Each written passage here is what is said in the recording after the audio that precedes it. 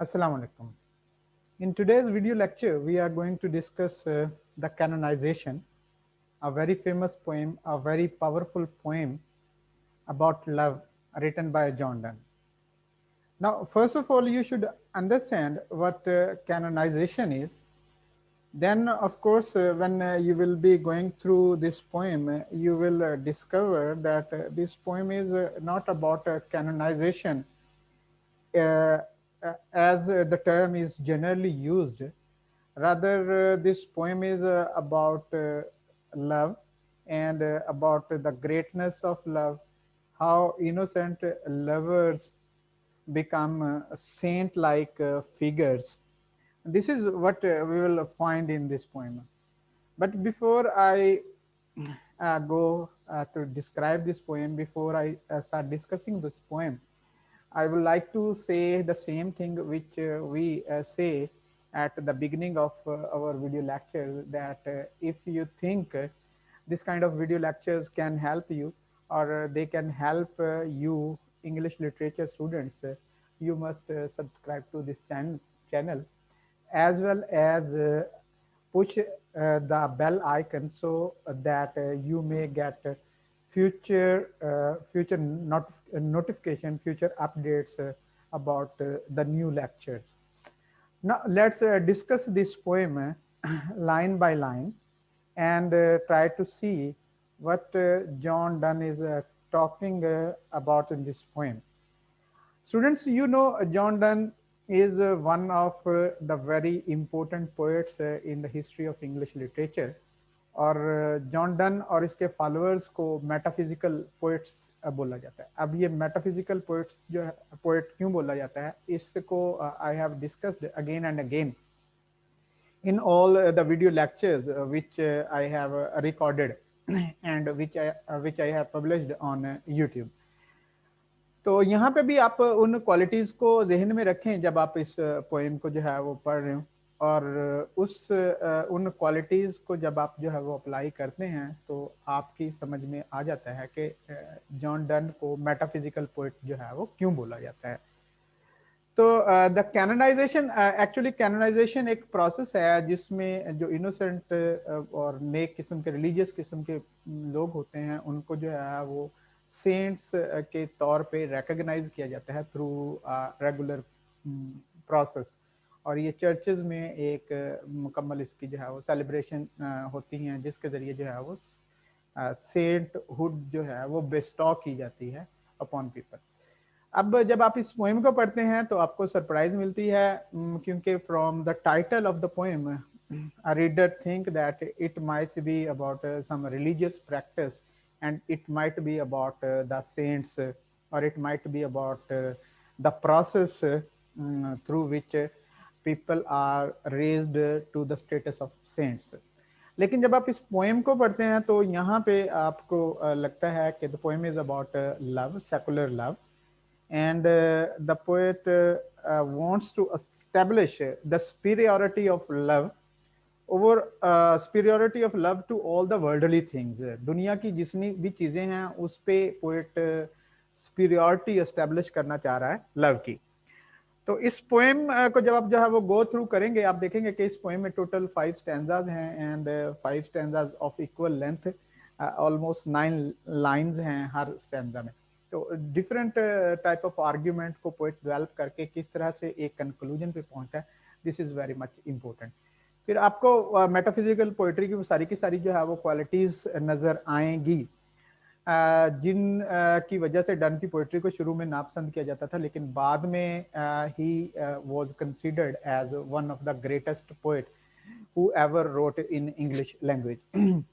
तो ये जो फर्स्ट स्टैंजा है, इसमें सीन कुछ इस तरह से है कि the narrator of this poem is speaking, आप इमेजिन कर सकते हैं, is speaking to someone else, जो उसे शायद जो है वो मोहब्बत, उसे अच्छा नहीं लगता कि लोग जो है वो मोहब्बत में पड़ें. और जिस तरह से हम में से भी आज भी बहुत सारे लोगों का एटीट्यूड होता है, and we think that love is a waste of time. तो वो उसे जो है वो कह रहा है कि for God sake hold your tongue, खुदा के लिए खामोश कर जाओ, खामोश हो जाओ, चुप हो जाओ, अपनी जुबान जो है वो बंद करो एंड लेट मी लव, और मुझे जो है वो मोहब्बत करने दो।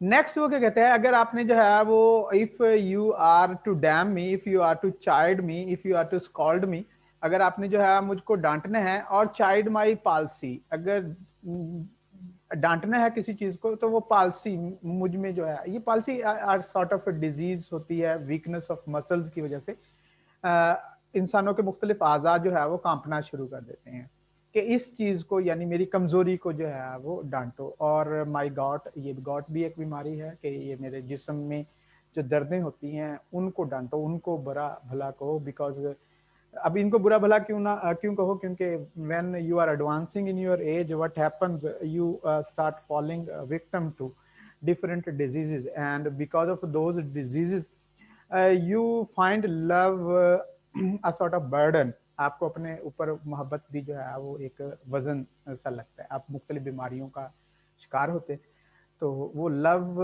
आप उसको एंजॉय नहीं कर पाते। कहते हैं कि इस बात को जो है वो डांटो, इस बात को जो है वो बुरा भला कहो। माई 5 ग्रे हेयर, अब ये of course my 5 grey hair ये एक अलूजन है, एक इशारा है ऑफ टुवर्ड एडवांसिंग एज, बढ़ती हुई उम्र की तरफ, जब बाल जो है वो लोगों के सफ़ेद होने लग जाते हैं तो of course their ability to make love decreases, वो मोहब्बत करने की जो उनकी सलाहियत होती है वो कम हो जाती है। और रोइंड फॉर्चून फ्लोट, और या जो है वो क्या होता है, when you are overtaken by poverty, तो then you find making love very difficult because you are overtaken bye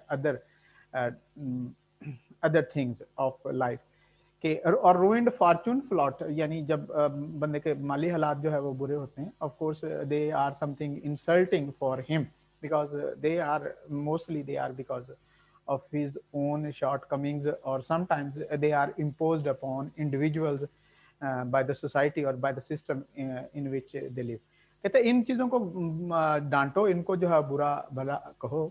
next argument जो है वो देखिए किस तरह से, और ये आर्गुमेंटेशन बहुत बड़ी क्वालिटी है मेटाफिजिकल पोएट्री की, और ऊपर की फर्स्ट 3 लाइंस ही आप पढ़ के जो है वो समझ सकते हैं कि इसमें जो कुछ state poet is meaning more what he is स्टेटिंग, उसका मतलब उससे कहीं ज्यादा है जो कुछ वो कह रहा है, या हम जो है वो कह सकते हैं there are layers of meaning behind the words, इन वर्ड्स के पीछे जो है वो मीनिंग की जो है वो मुख्तलिफ लेवल्स जो है वो मौजूद हैं, जिनको जो है आप जब more you read this poems, more you think about these lines, more meanings become clear to you, and this is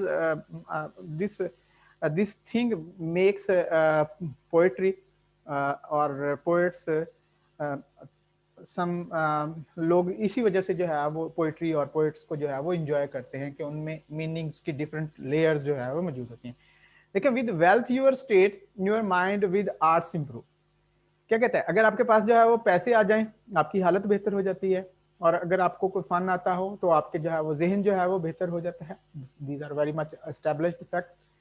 take you a course, आप रास्ता को इख्तियार करते हो। गेट यू अ प्लेस, आपको एक पोजीशन जो है वो मिल जाती है, यानी आप things start becoming more manageable, more comfortable for you if you have got wealth.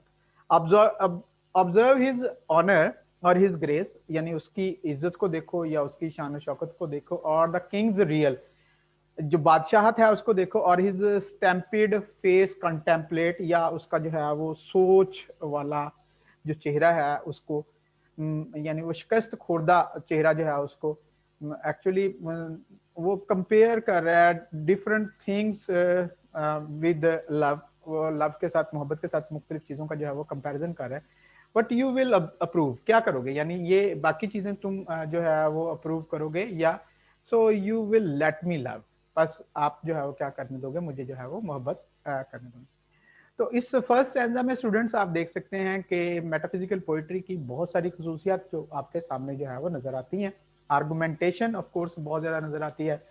Poets when someone is developing argument in this way, वो बहुत ज्यादा पढ़ा लिखा होगा, तभी तो वो इस किस्म के आर्गुमेंट जो है वो डेवलप जो है वो कर रहा होगा। Then imagery, and all the language, जो कुछ भी आप जो है वो देखेंगे तो ये आपको शॉक करेगा, हैरान करेगा। और सबसे इम्पोर्टेंट चीज तो टाइटल के बरअक्स जो है वो पोएम सेकुलर लव के बारे में है। तो ये यही बात जो है वो थी कि दे combined heterogeneous, they combined seemingly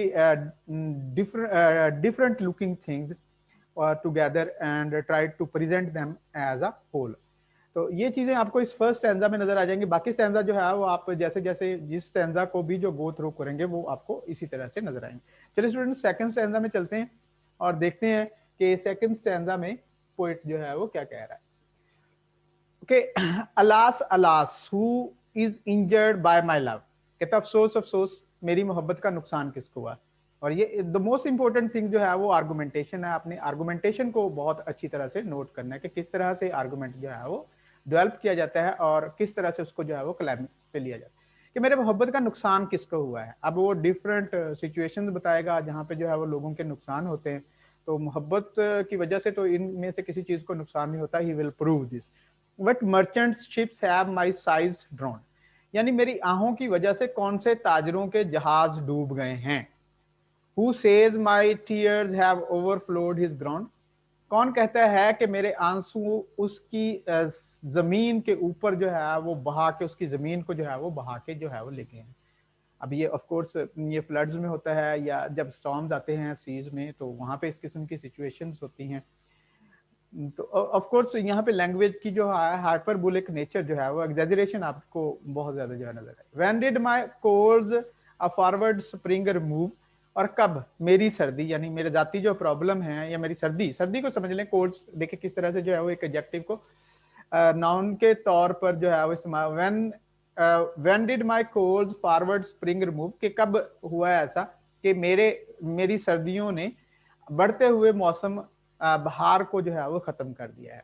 When did the heats which my veins fill and add one more to the plaguey bill, और कब ये जो हरारत है जो मेरी वेन्स में है, जो मुझ में जोश है, उसकी वजह से लोगों का जो प्लेग की वजह से बिल आता है। अब ये ऑफ कोर्स जो है वो एक अलूजन है, बहुत इंपॉर्टेंट अलूजन के doctors when people were suffering from plague, doctors were making a lot of money, and this money was sometimes these bills exceeded everything. कहता कि वो मेरी हरारत की वजह से तो इस किस्म के बिल जो है वो नहीं बढ़ते, किसी को कोई नुकसान नहीं होता।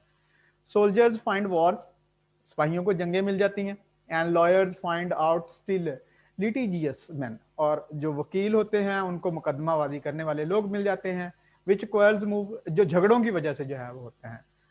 दो she and I do love, अगरचे मैं और मेरी महबूबा तो बस जो है वो मोहब्बत करते हैं। अब ऑफ कोर्स इस यहाँ पे भी अगर आप जो है वो देखें, वही जो पहले मैंने पॉइंट्स जो है वो रेज किए, आपको यहाँ पे वही पॉइंट जो है वो नजर आते हैं। The poet is talking about things which we generally do not expect in poetry, in especially in love poetry. So he is bringing his argument from different sources, and apparently these different sources do not have anything to do with love, but the poet is relating all these things and presenting them as wholes, अपने complete मुकम्मल उस शक्ल में हमें जो है वो पेश करने की कोशिश कर रहा है। तो ये this was a shock for the people, for the कंटेम्परेरीज of John Donne and for the people who disagree with him कि पोइट्री में एक्सपेरिमेंटेशन जो है वो अलाउड है या नहीं अलाउड है, और या ये किस हद तक जो है वो अलाउड। डन जो है वो he was in habit of experimenting with everything, with his content, with his language and with his style.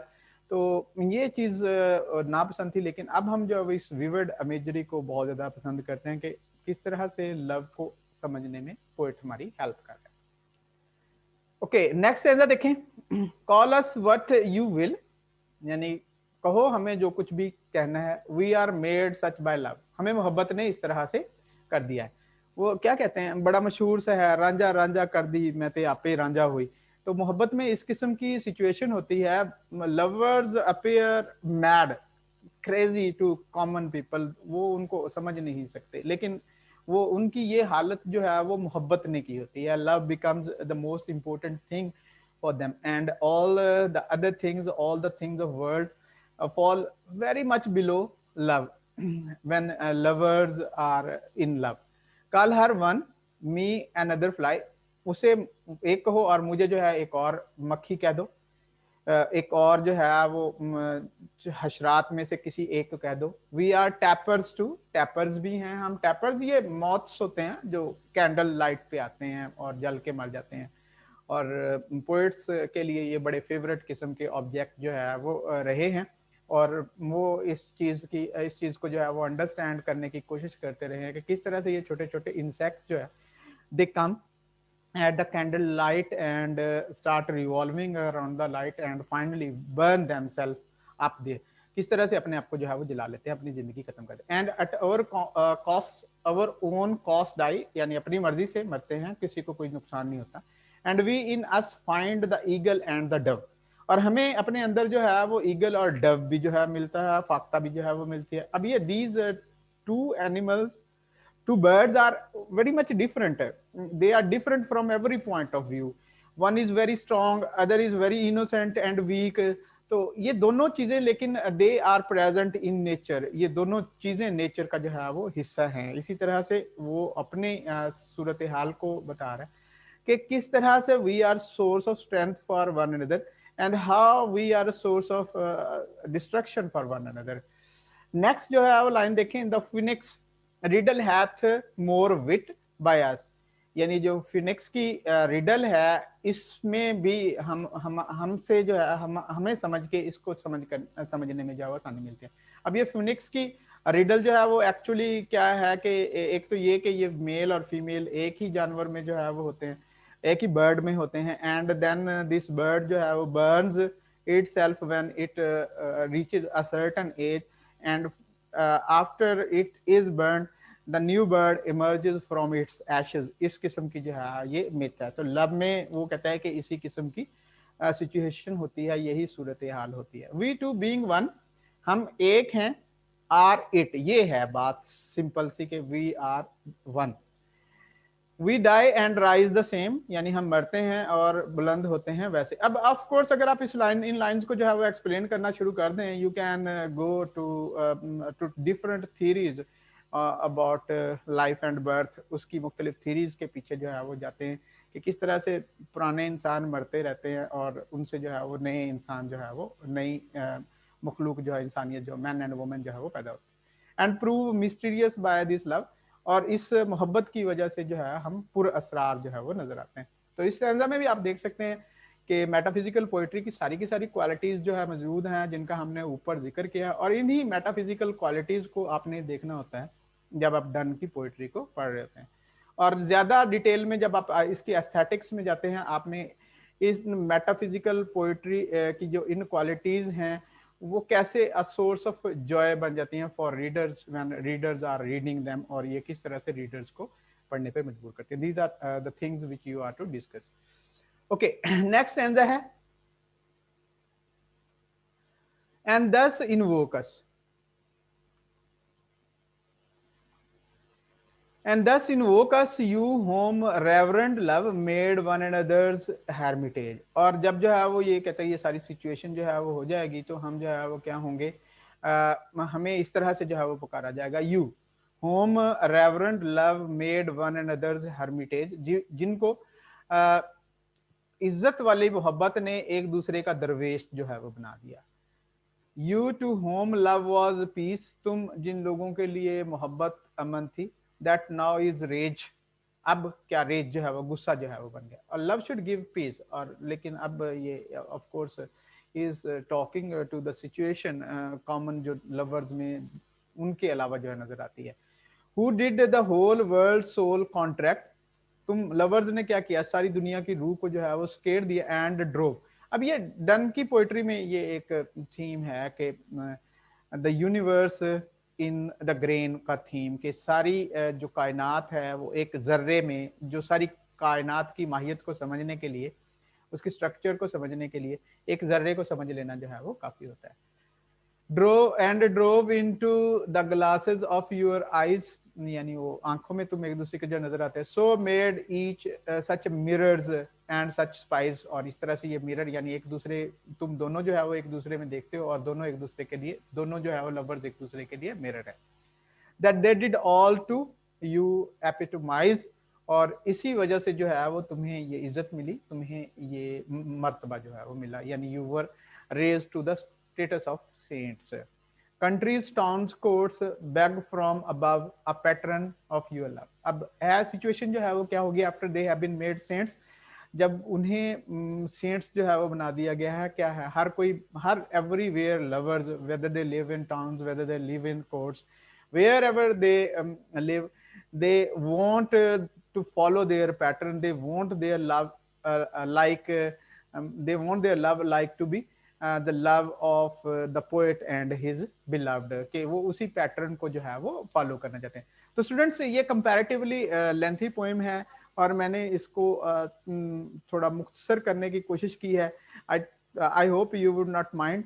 लेकिन इम्पोर्टेंट चीज जो समझने वाली ये है कि when you are studying this kind of poems, आपको क्या करना होता है, आपने इन पोएम्स को from the point of view समझना होता है कि मेटाफिजिकल पोएट जो है, पोएम जो है ये कैसे है, और उन मेटाफिजिकल क्वालिटीज को ट्रेस करके इस पे जो है वो अप्लाई करना होता है। दिस इज ऑल जब अभी आप जो है वो डन की पोएट्री को जो है वो डिस्कस कर रहे हो। Of course done is an important poet और masters in our country we study it in at master's level in part 1। तो इसकी पोइट्री relatively जो है वो मुश्किल है, but we will be discussing this, we have discussed his poems, a lot of his poems, and we will be discussing all the poems which are included in different university coursework inshallah।